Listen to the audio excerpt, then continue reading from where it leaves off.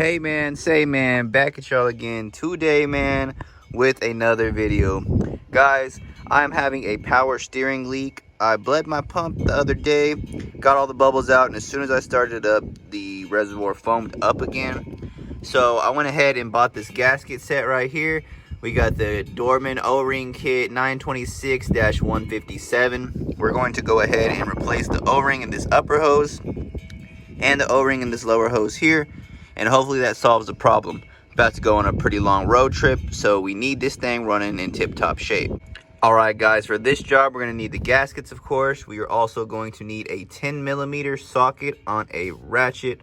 We'll need a pair of pliers to release these clips right here, and we're going to need some type of either small screwdriver, I'm hoping this will do it, to pull those gaskets out.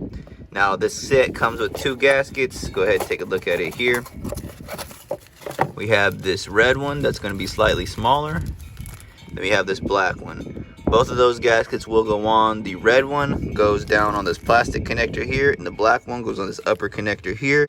To start off this job, we're going to want to take the top off the power steering reservoir, and we're going to want to remove this hose that comes from the bottom of the power steering reservoir and place it into the power steering reservoir itself, so that way we're not losing too much fluid, and we're just able to access this gasket down here. Go ahead and grab a rag because it will get onto your belt.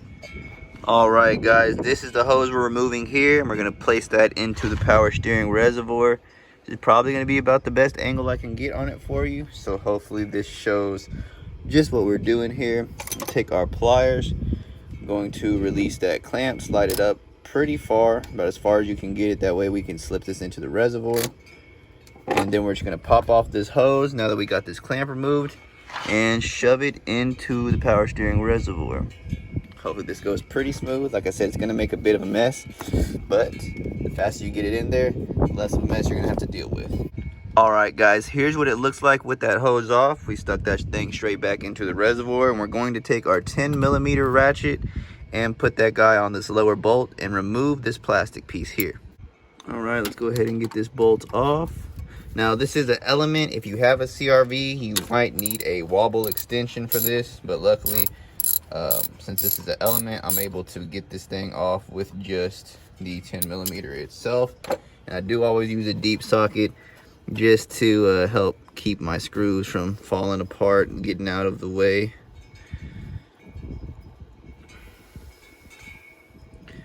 Get this thing off here. It's a pretty long bolt, and that's what that looks like.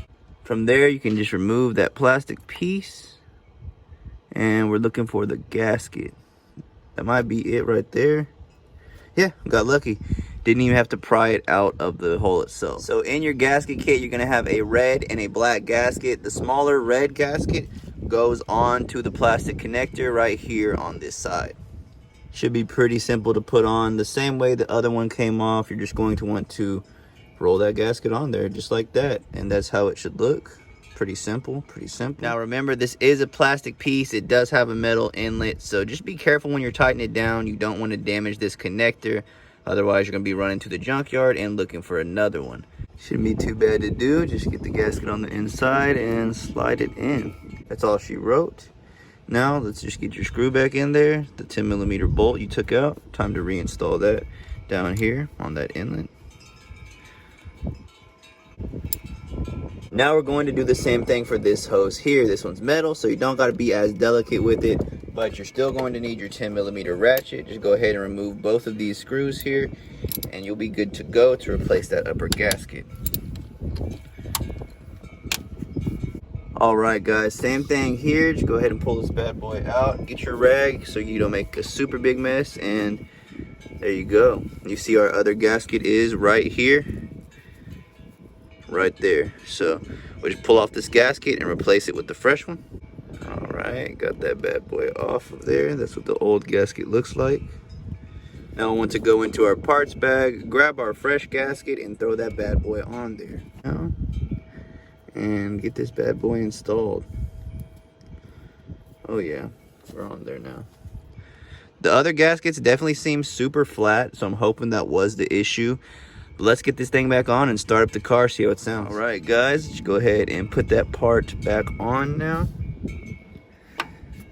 Oh yeah, it was a lot harder to push in. Now we'll go ahead and reinstall our screws. 10mm bolts going in.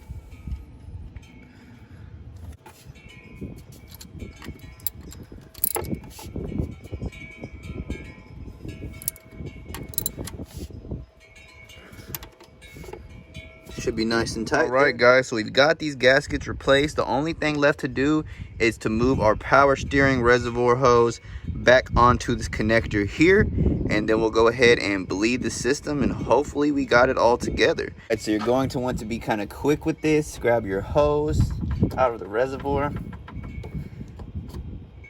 and just put them back on that way, just like that.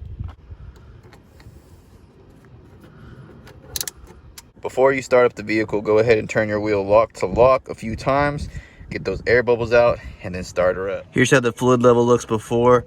We're gonna go ahead and put our cap back on, and hopefully after we start the car, we won't see any foam and it'll be a quiet, soundless power steering. All right, keys in the ignition, let's get it.